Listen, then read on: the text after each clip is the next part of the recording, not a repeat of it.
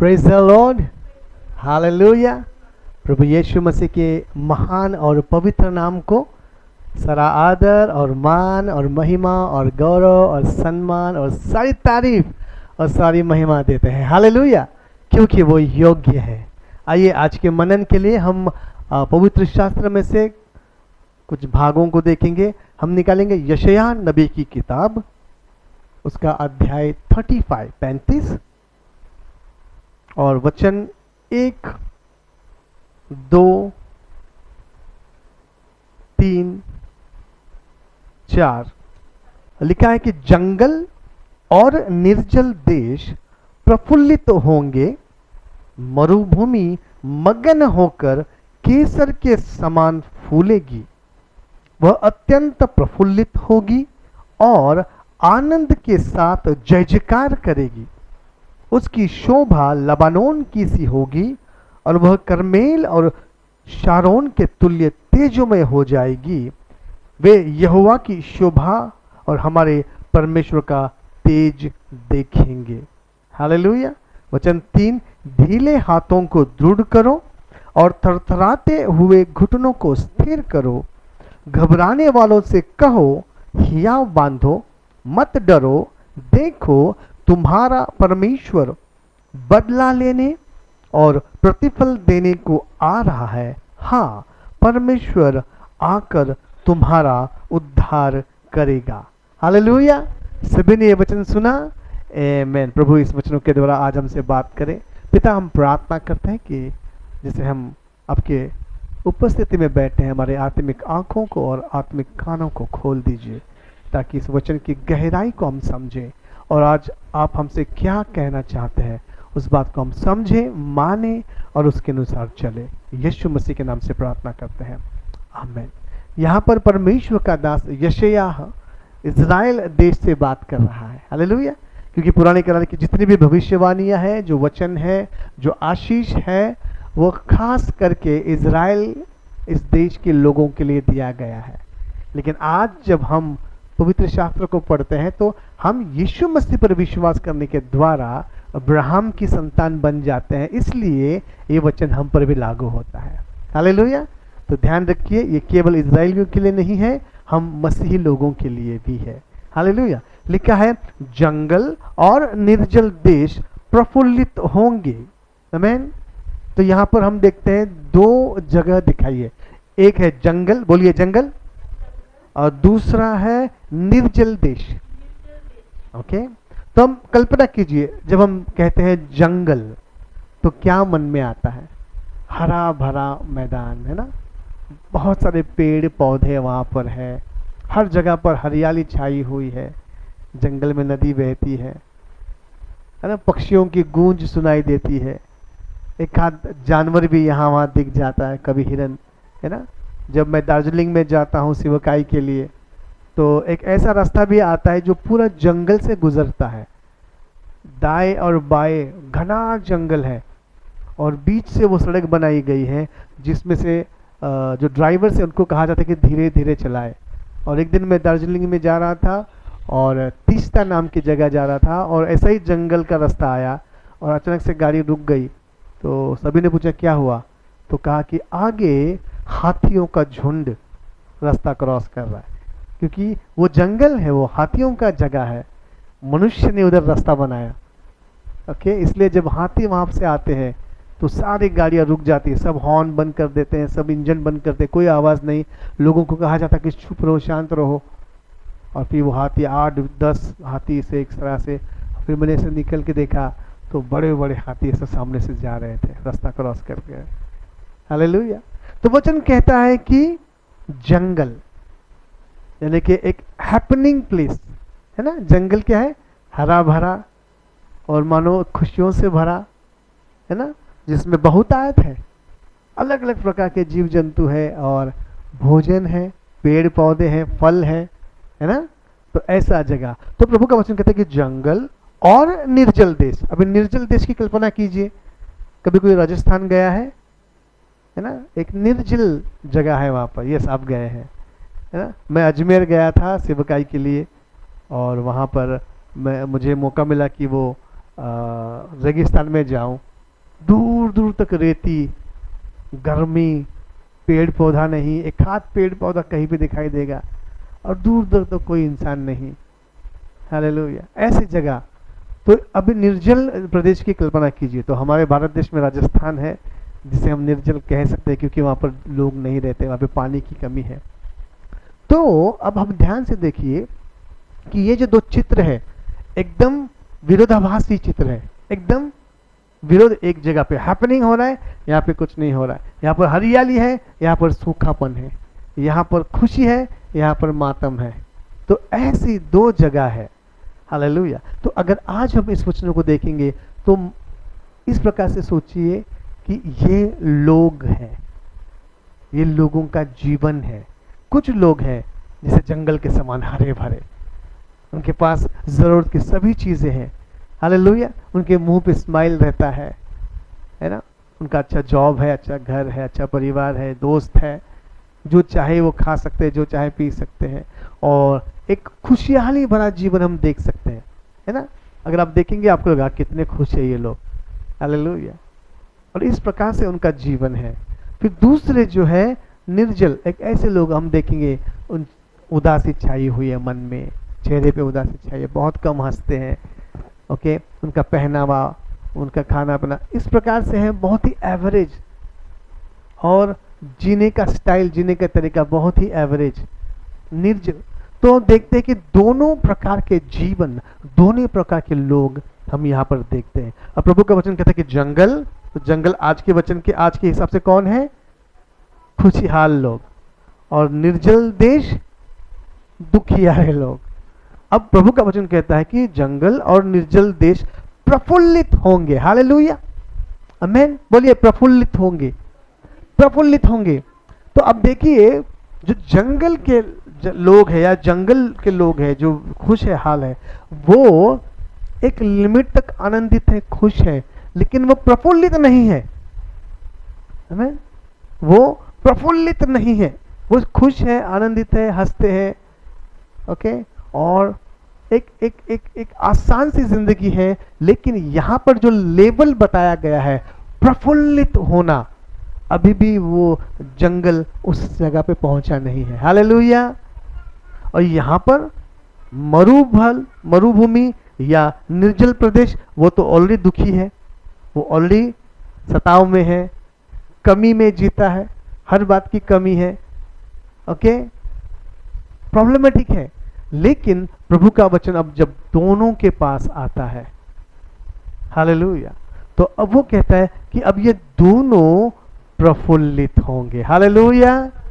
मतलब जब तक परमेश्वर का वचन हमारे जीवन में नहीं है, तब तक हमारा जीवन प्रफुल्लित नहीं हो सकता। हो सकता है दुनिया की सारी चीजें हमारे पास हो, आनंद और खुशी हो, लेकिन प्रफुल्लित होना एक अलग लेवल है। आमीन। तो इन दोनों को, जंगल और निर्जल प्रदेश, दोनों को परमेश्वर का वचन की जरूरत है। और जब परमेश्वर का वचन उनके जीवन में आएगा, प्रभु कहता है वो दोनों प्रफुल्लित होंगे, यानी कि दोनों एक लेवल पे आएंगे। हालेलुया। जब तक प्रभु का वचन नहीं है तब तक जंगल यहां है, और दूसरा शब्द क्या है यहां पर? निर्जल देश, वो यहां है। लेकिन जैसे ही प्रभु का वचन आता है तो वो ऐसे नहीं होता, वो ऐसे होता है। समझ में आ रहा है? मतलब जो आनंदित है वो और आनंदित होंगे, ऐसे नहीं, और जो निर्जल है वो थोड़े आनंदित होंगे, ऐसे नहीं। दोनों एक लेवल पे आएंगे, वो दोनों प्रफुल्लित होंगे। हालेलुया।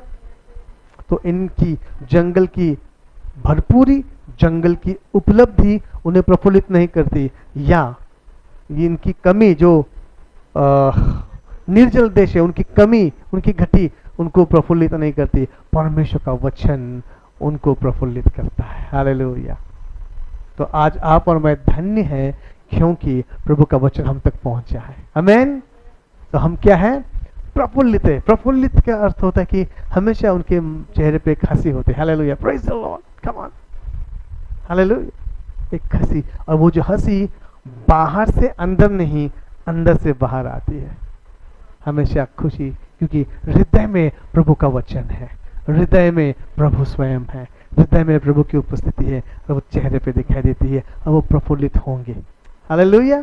आगे वचन कहता है कि जंगल और निर्जल देश प्रफुल्लित होंगे, और लिखा है मरुभूमि मगन होगी। अब ये मरुभूमि क्या है?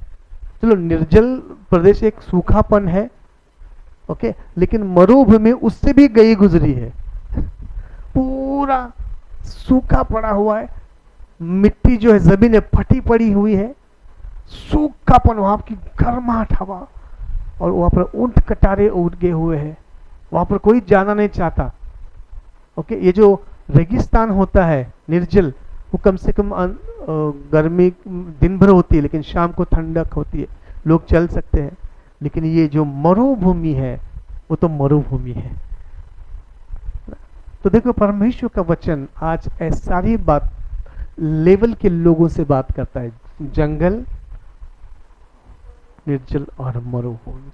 वहां पे लिखा है कि मरुभूमि मगन होकर केसर के समान फूलेगी। हालेलुया।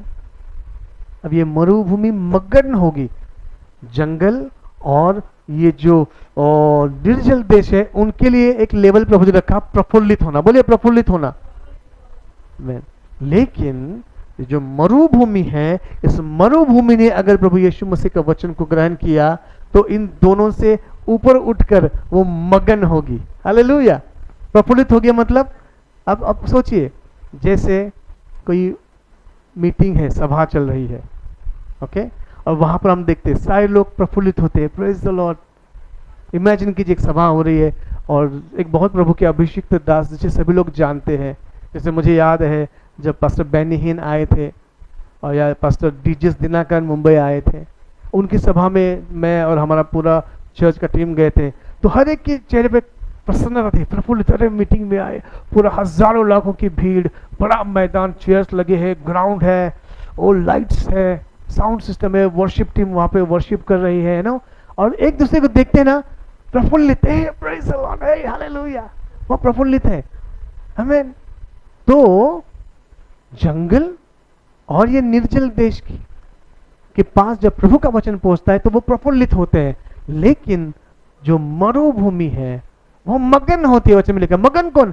उसी इसमें अचानक से प्रार्थना हो रही है चंगाई की, और एक व्यक्ति जो आपके बाजू में बैठा है वो बोलता है ए हालेलुया, प्रेज द लॉर्ड। क्यों? क्योंकि उस प्रचारक ने मेरा नाम पुकारा। वो क्या हो गया? मगन हो गया। हालेलुया। बाकी सब लोग प्रफुल्लित है, प्रेज द लॉर्ड, हालेलुया, गाना गा रहे हैं प्रफुल्लित होकर, ओके। लेकिन वो प्रचारक बोलता है, यहाँ पर मानो शीतल वहां बैठे, शीतल नाम की एक बहन है, प्रभु आपसे कहता है, आप कैसा हालत कैसा होगा आपका? आप सिर्फ प्रफुल्लित नहीं होंगे, आप करेंगे ना, कूदेंगे ना। वो होते हैं मगन, ओ प्रभु वो आ जाओ, और फिर आप चल के जाएंगे, आप दौड़ के जाएंगे, हालेलुया, स्टेज पर। मैंने देखा है ये, जब पास्टर बेनिन का मीटिंग था, मैं वहां पर इंचार्ज था रेड कैप वालों का, वॉलंटियर्स का, तो जिसके साथ कुछ चमत्कार हुआ है, चंगाई हुई है, उनको पास्टर बेनिन के पास पहुंचाने की जिम्मेदारी मेरा था। उनको पूछना सच में हुआ क्या, कुछ आपके पास रिपोर्ट है क्या है, गवाही लेना आजू बाजू के लोग, फिर उनको पहुंचाना। तो वो जो लोग दौड़ के आते थे वो सुनते को तैयार नहीं, अरे मुझे जाने दो, मुझे अब जाने दो स्टेज पर, प्रभु ने मेरे जीवन में ये काम किया है। वो मगन हो गए हैं, बाकी सारे लोग प्रफुल्लित है। हालेलुया। तो यहाँ पर प्रभु का वचन कहता है कि जो मरुभूमि है, जो बहुत ही कठिन हालातों में है, बहुत ही सूखेपन में है, वो मगन होगी। और आगे वचन में लिखा है क्या है? वह अत्यंत, ओके, वह मगन होकर केसर के समान फूलेगी। हालेलुया। केसर के समान। एक डिस्कवरी चैनल पे मैं प्रोग्राम देख रहा था कि कश्मीर में केसर मिलता है, बहुत महंगा, ग्राम के ऊपर बहुत महंगा, 1000-2000 रुपए का कुछ 5-6 ग्राम मिलता है, ऐसा कुछ है। और उसकी खेती उन्होंने दिखाई, कितनी सिक्योर्ड वो खेती रहती है, और वो बहुत ही महक उधर पे आती है और सुंदर दृश्य होता है। तो बहुत महंगी खेती है वो। खजूर के पेड़ होते हैं अलग, उनकी वैल्यू अलग होती है। आम के बागान होते हैं, उस वैल्यू अलग है ना। गोवा साइड में देखो नारियल के पेड़ होते हैं, उनका वैल्यू अलग होता है। लेकिन छोटा सा जगह में केसर की खेती है तो उसकी वैल्यू बहुत ज्यादा होती है। अब समझ रहे हैं वैल्यू क्यों? क्योंकि बहुत कीमती है वो। तो वचन में लिखा कि जो मरुभूमि में है वो मगन होंगे और केसर के समान फूलेंगे। हालेलुया। मतलब एक ही रात में उनकी वैल्यू बहुत बढ़ जाएगी। हालेलुया। क्योंकि परमेश्वर प्रेम करता है, वो टूटे हुए मन वालों के पास रहता है। ये जो मरुभूमि के लोग हैं, दुखियारे हैं, ठुकराए हुए, दिल तोड़े गए हैं, अपमानित किए गए हैं, तुच्छ समझे गए हैं, बाहर फेंके हुए हैं, लेकिन उनके पास परमेश्वर का सुसमाचार सुनाने के लिए कोई जाता है और वो ग्रहण करते हैं, तो उनका जीवन जो मरुभूमि था वो मगन होकर केसर के समान फूलेंगे और बहुत ही वैल्यूबल होंगे। हालेलुया। तो आज आप और मैं, हम कलीसिया से जुड़े हैं। अगर अपने जीवन को आप देखेंगे, ओके, तो जिस किसी स्तर में आप हो, अपने से ऊपर जो है, ओके, उनके पीछे क्या कहते हैं तो उसको मक्खन मत लगाना, आदर करो, लेकिन उनकी हांजी हांजी मत करो, उनके पीछे पीछे मत जाओ, और जो आपसे नीचे है उनको तुच्छ मत जानो। हालेलुया। क्यों? क्योंकि परमेश्वर का अनुग्रह होगा, जो मरुभूमि के लोग हैं वो मगन होंगे और केसर के समान फूलेंगे। हालेलुया। इसलिए किसी को तुच्छ भी नहीं जानना है और किसी को सर पे भी नहीं बिठाना है, हर एक को उसके अनुसार आदर और सत्कार और प्रेम करना है। हालेलुया। और ये आदर सत्कार प्रेम हम अपने व्यक्तिगत प्रेम के द्वारा नहीं कर सकते। जब तक प्रभु यीशु मसीह का प्रेम हमारे अंदर न होगा, तो हमको एक दूसरे को प्रेम करना है यीशु मसीह के प्रेम के द्वारा। वही एक प्रेम है जो सभी से समान प्रेम करता है। मनुष्य का प्रेम सामने वाले के औकात देखकर प्रेम करता है। ज़्यादातर धन है, पैसा है, घर है, गाड़ी है, तो उसकी इज्जत होती है, भले वो दुष्ट हो, भले वो कुछ काम का ना हो। लेकिन जो गरीब है, जो छोटे हैं, उनका सत्कार नहीं होता है, भले वो बहुत अच्छे हो। लेकिन यीशु मसीह के प्रेम से अगर हम एक दूसरे को प्रेम करेंगे तो सभी से समान प्रेम करेंगे। हालेलुया। तो जो जंगल है, यानी कि जो खुशहाल लोग हैं, वो प्रफुल्लित होंगे। जो निर्जल देश है, दुखी है, वो भी प्रफुल्लित होंगे। लेकिन जो मरुभूमि के लोग हैं वो तो मगन होंगे और वो केसर के समान फूलेंगे। हालेलुया। यहाँ तक समझ में आ गया? अब आप अपने आप को खोजो, ढूंढो, आप कहाँ हो, आप कौन से स्थान में हो। आप क्या आप जंगल हो, क्या आप निर्जल देश हो, या आप मरुभूमि हो, उसके अनुसार प्रभु आपसे व्यवहार करेगा। हालेलुया। आगे वचन कहता है, वह अत्यंत प्रफुल्लित होगी और आनंद के साथ जय जयकार करेगी। हालेलुया। अब देखो और बातें ऐड की गई है। किसको? मरुभूमि वालों को। एक तो मगन होना, केसर के समान फूलना, अब लिखा है अत्यंत प्रफुल्लित। हालेलुया। जंगल वाले लोग कैसे होंगे? प्रफुल्लित। बोलिए प्रफुल्लित। और और निर्जल देश वाले लोग क्या होंगे? प्रफुल्लित होंगे। लेकिन नीचे के, मराठी में म्हणतात तळागाळातले लोग, जो बहुत ही गहराई में है, टूटे फूटे, बिखरे, हर तरीके से, फाइनेंशियली भी, फिजिकली भी, स्पिरिचुअली भी, लेकिन वो लोग अगर प्रभु यीशु मसीह का वचन ग्रहण करेंगे तो वो केवल मगन नहीं होंगे, यहाँ पे वचन उनके लिए लिखा है, वो अत्यंत प्रफुल्लित। हालेलुया। आमीन। अत्यंत प्रफुल्लित। अगर आप वो लोग हैं, आपको लगता है कि मैं टूटा हुआ हूँ, मैं बिखरा हुआ हूँ, तो प्रभु का वचन आपको कहता है कि आप अत्यंत प्रफुल्लित होंगे। हालेलुया। अत्यंत प्रफुल्लित होंगे। हम देखते हैं जब यीशु मसीह का पुनरुत्थान हुआ, तो उस स्त्री ने आकर बताया पतरस और यूहन्ना को कि यीशु मसीह जी उठे हैं, और हमने कब्र में देखा वो खाली है, और हमने यीशु मसीह को देखा, माली समझा, लेकिन वो जी उठे। उन्होंने हमसे कहा, जाकर हम चेलों से कहो, मेरे भाइयों से कहो कि मैं जिंदा हो गया हूं। वचन में लिखा है कि तब यूहन्ना और पतरस ने दौड़ शुरू की। पतरस भी दौड़ने लगा, यूहन्ना भी दौड़ने लगा, और दौड़े दौड़े दौड़े, और पतरस कब्र के दरवाजे पे खड़ा हो गया, लेकिन यूहन्ना और दौड़ के आया और सीधा अंदर, कब्र के अंदर गया, और उसने यीशु के कपड़े देखे। हालेलुया। है ना, बहुत गहरा मीनिंग है इसमें। हाँ? यहाँ पे हम देखते हैं जो जंगल वाले हैं उनको प्रफुल्लित होना का आशीष मिलेगा, जो निर्जल देश के लोग हैं उनको प्रफुल्लित होने का आशीष मिलेगा, लेकिन जो बहुत ही पिछड़े हुए हैं वो मगन भी होंगे, केसर के समान फूलेंगे भी और अत्यंत प्रफुल्लित होंगे। हालेलुया, ये हमारा प्रभु है जो अत्यंत प्रफुल्लित करता है। और एक बात जोड़ दी, अत्यंत प्रफुल्लित होंगे और आनंद के साथ जय जयकार करेंगे। हालेलुया, केवल जय जयकार नहीं है लेकिन आनंद के साथ। आपको आनंद कब होता है? जब आपकी प्रार्थनाओं को उत्तर मिलता है। आनंद कब होता है? जिसे मिलने की इच्छा है उसे मिलते हैं। आनंद कब होता है? जो चाहिए वो मिलता है। आमीन। और ये लोग आनंदित होकर जय जयकार करेंगे। आज की तारीख में हम देखते हैं इलेक्शन चल रहा है, वहां पर एक नेता का जय जयकार किया जाता है, 200-400 लोग पीछे हैं, हर एक को एक दिन का 500 रुपए मिल रहा है और इसलिए उस नेता की जय बोल रहे, आनंद से कर रहे हैं। 500 रुपए मिल रहा है।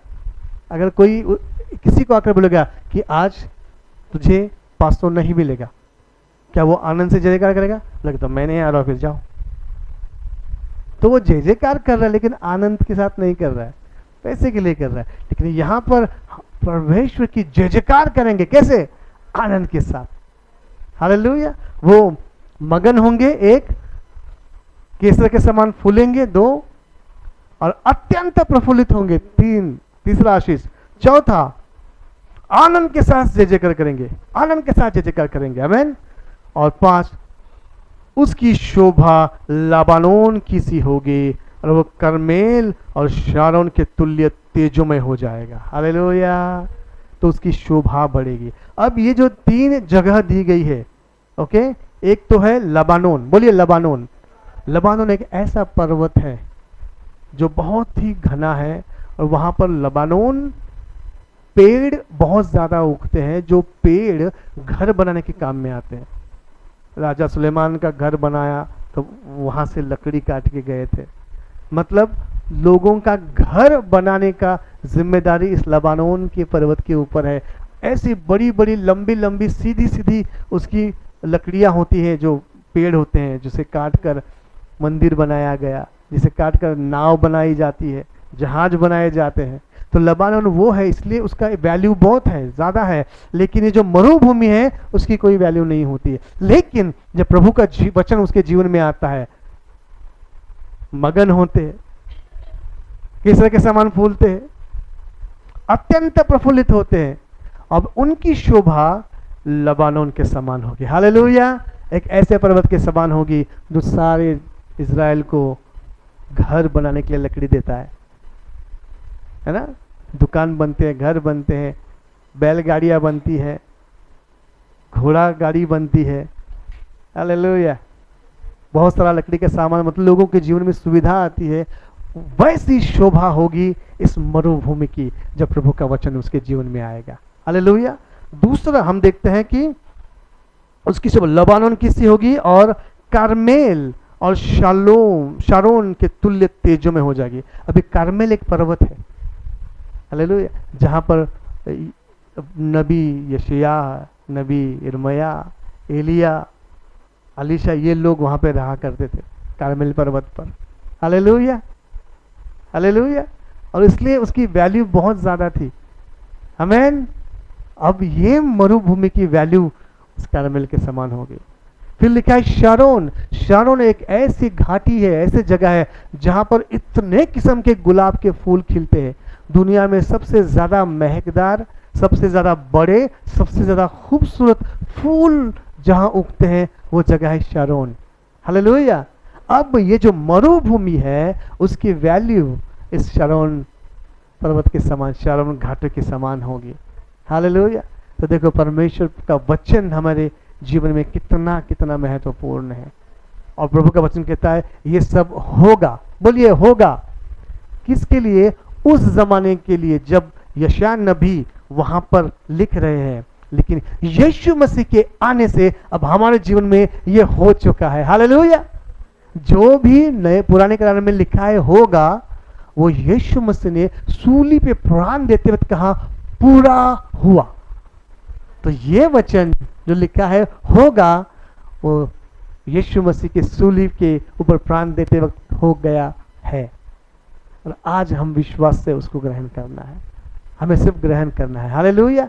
जब हम विश्वास से ग्रहण करते हैं तो हमारी दशा कुछ भी क्यों ना हो, प्रभु हमें आगे बढ़ाएगा हर क्षेत्र में, शरीर में, प्राण में, बुद्धि में, ज्ञान में, अभिषेक में, सामर्थ में, सेवकाई में, धन दौलत में, सेहत में, समाज में, हर प्रकार से हमारी शोभा बढ़ेगी। हम अत्यंत प्रफुल्लित होंगे, हम केसर के समान फूलेंगे। हालेलुया। कितने लोग समझ रहे इस बात को? ग्रहण करें, ग्रहण करें, बोले प्रभु ये सब चीज मेरे साथ हो। हालेलुया। मरियम ने गब्रियल से कहा कि जैसा तू कहता है प्रभु के वचन के अनुसार मेरे साथ हो, वैसे आप कहें प्रभु ये वचन मेरे जीवन में पूरा हो। आमीन। प्रभु ये वचन मेरे जीवन में पूरा हो। आगे आगे पढ़ते हैं कि वह अत्यंत प्रफुल्लित होगी और आनंद के साथ जय जयकार करेगी।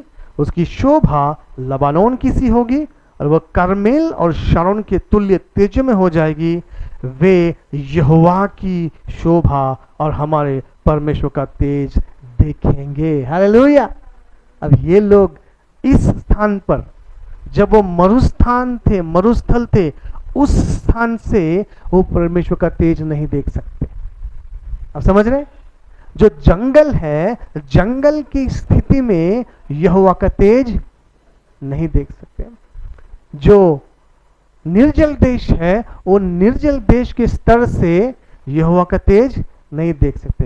लेकिन जब परमेश्वर का वचन उनके जीवन में आता है, जब उनका स्तर बढ़ जाता है, हालेलुया, जो प्रफुल्लित होंगे, अति प्रफुल्लित होंगे, मगन होंगे, फलेंगे फूलेंगे, उनकी शोभा बढ़ेगी, तब यहाँ पे आगे वचन कहता है कि वे यहोवा की शोभा और हमारे परमेश्वर का तेज देखेंगे। हालेलुया, आमीन।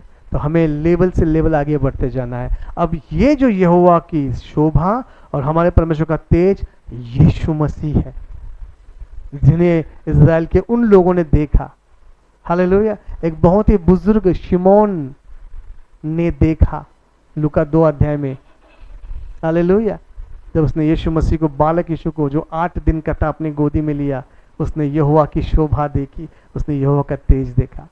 यूहन्ना बपतिस्मादाता ने देखा यहोवा का तेज, यहोवा का, हालेलुया, शोभा। चेलों ने देखा और आखिरी समय में पौलुस ने भी देखा। हालेलुया। आज हमको उस स्थान पे आना है जब हम प्रभु में मगन होंगे, जब हम प्रभु की सेवा करेंगे, जब हम प्रार्थना में मगन होंगे, उसकी आराधना करेंगे, आनंद से जय जयकार करेंगे और हम अपने जीवन के आत्मिक स्तर में आगे बढ़ेंगे, तब हम यहोवा के शोभा और यहोवा का तेज जो स्वयं प्रभु यीशु मसीह है हमारे जीवन में देखेंगे। Hallelujah, hallelujah. आगे वचन देखते हैं कि ढीले हाथों को दृढ़ करो और थरथराते हुए घुटनों को स्थिर करो। अब हम देखते हैं कि हमारी हालत क्या है, ढीले हाथ है। ढीले हाथ का मतलब क्या होता है? कोई भी काम बताओ, जल्दी से नहीं करना, हाँ बाद में देखेंगे, आज का काम कल पे टालते हैं, कल का काम परसों पे टालते हैं। तो ये है ढीले हाथ। तो प्रभु के लिए हमें मजबूत हाथ चाहिए और क्विक रिस्पॉन्स चाहिए। हालेलुया। जो कलीसिया के द्वारा आशीष आपको मिलती है, कलीसिया के द्वारा इंस्ट्रक्शंस मिलते हैं, कलीसिया के द्वारा जो सभाओं का आयोजन होता है, उसमें आपको आना है। अगर आप नहीं आते हैं तो आपके हाथ ढीले हैं। यस, क्योंकि वचन कहाँ मिलता है? कलीसिया। प्रार्थना कहाँ की जाती? कलीसिया में। आराधना कहाँ करते? कलीसिया में। वचन समझाया जाता है कलीसिया में और जिम्मेदारी दी जाती है। तो अपने ढीले हाथों को मजबूत करो। हालेलुया। ढीले हाथों का मतलब है काम चोर, काम नहीं करना। ढीले हाथों का अर्थ है जो बताया गया है, जो बोला गया है, जो इंस्ट्रक्शन दिया गया है, उसको नहीं करना। हालेलुया। 3 स्तर होते हैं। एक है सोचना, बोलिए सोचना। हम बहुत सोचते कि हाँ हम कलीसिया के लिए ऐसा करेंगे, हम प्रभु के लिए ऐसा करेंगे, प्रभु के दास के लिए ऐसा करेंगे, हम सेवा ऐसा करेंगे, सोचना। दूसरा लेवल है बोलना। हम किसी से बोलते हैं, अपना दिल खोलते हैं, नहीं मेरे दिल में बहुत है कि मैं कलीसिया के लिए ऐसा करूं, मेरे दिल में बहुत है कि मैं चर्च के लिए ऐसा करूं, मेरे दिल में बहुत है कि मैं पास्टर के लिए ये करूं, मेरे दिल में बहुत है कि मैं प्रभु के लिए ये करूं, सेवा के लिए ये करूं। यह है दूसरा लेवल। और तीसरा लेवल है जो सोचा है, जो बोला है, उसे करना।